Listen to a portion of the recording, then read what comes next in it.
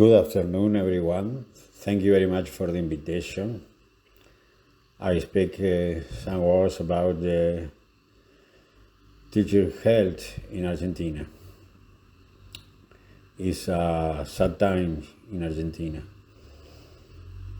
Psychological exhaustion, dysphonia, digestive problems are some of the situations described by those who work in the national education system.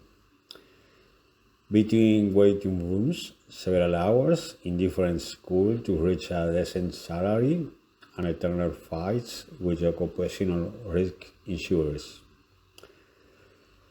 How do the crisis and the post-pandemic affect the bodies of those who teach in Argentina classroom every day? First, Argentina face a strong crisis. National universities have seen their budget reduced and have operating problems. Education, which is administered by the province, receive a reduction from the teacher incentive fund from the national government. This implies 8% reduction in the already low salary, reach 300 American dollars. How does a work overload and the multiplicity and variety of demands that came to the classroom in a context of economic and social crisis impact the physical and emotional health of teachers? What risk does the task of teaching entail today? Has the post-pandemic brought new discomforts? Why do space dedicated to these issues gain importance within unions? What are your main battles?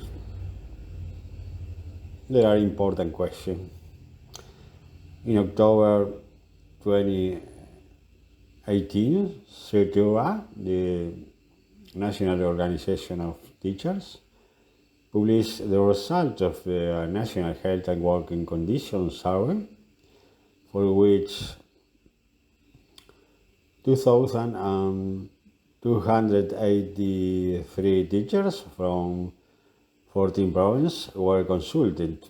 In it, 87% of teachers indicate that in the last 12 months had suffered from pathologies such as stress and dysphonia, 68% osteoarticular muscular problems, 48% digestive problems, and 42% respiratory difficulties.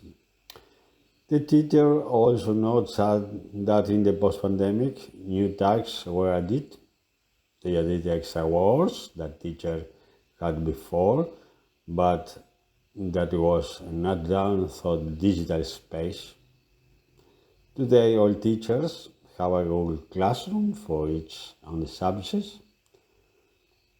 Finally, they say that in the school where they work, teachers do not have a specific space to exchange about the teacher health.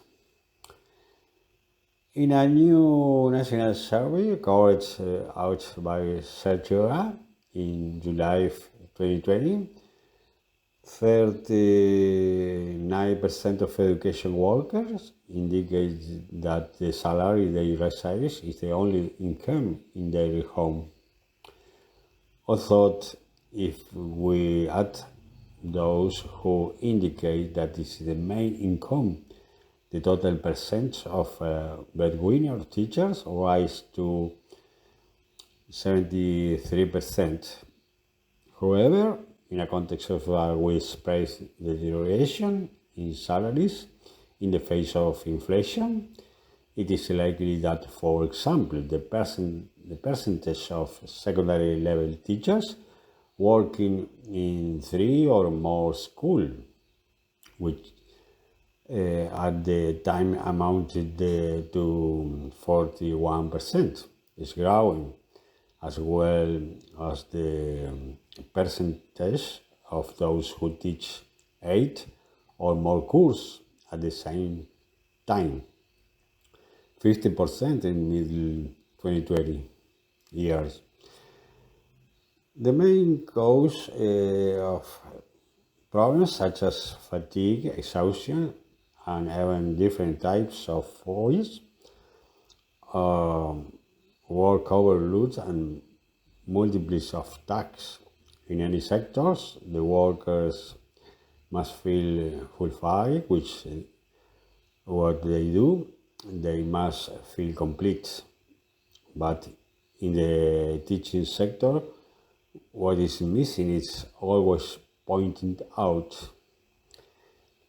In 1996, the list of occupational disease provided by the Occupational Rights Law enacted the previous years together, which, for example, the Labor Flexibility Law was published in the official gazette. In the case of teachers and not assistants, the list recognizes dysphonia and hepatitis. For primary school teachers, as this is associated with their professional activity.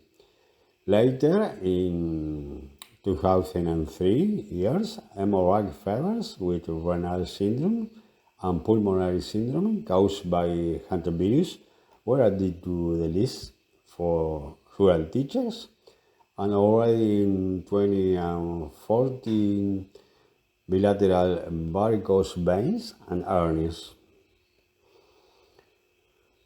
We are both professional. However, the law understands dysphonia in very limited ways.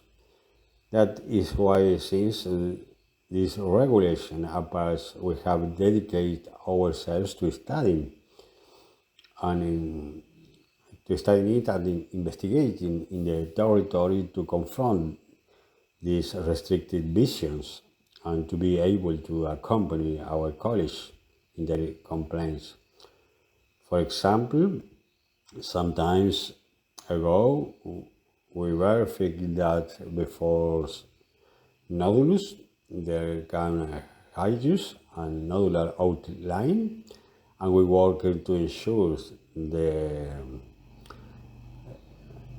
arts recognize this disease that had been rejected for a long time. In fact, it will happen that we have rejections. It is necessary to work on preventive matters, for example, incorporating into the training of teachers tools that allow them to build a pedagogical voice. Finally, social tension has a strong impact on school. As inequality depends, greater complexity is due to teaching work.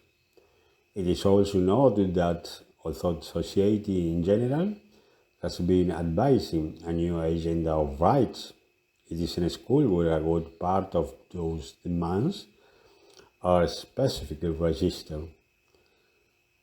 However, many times it is not counted with the necessary resources to provide an effective response. There are devices, there are protocols, but it's not enough. And this situation generates helplessness that is also a source of work stress. The school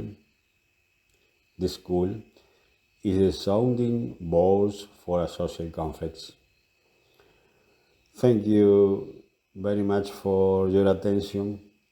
Sorry for my English, and thank you very much.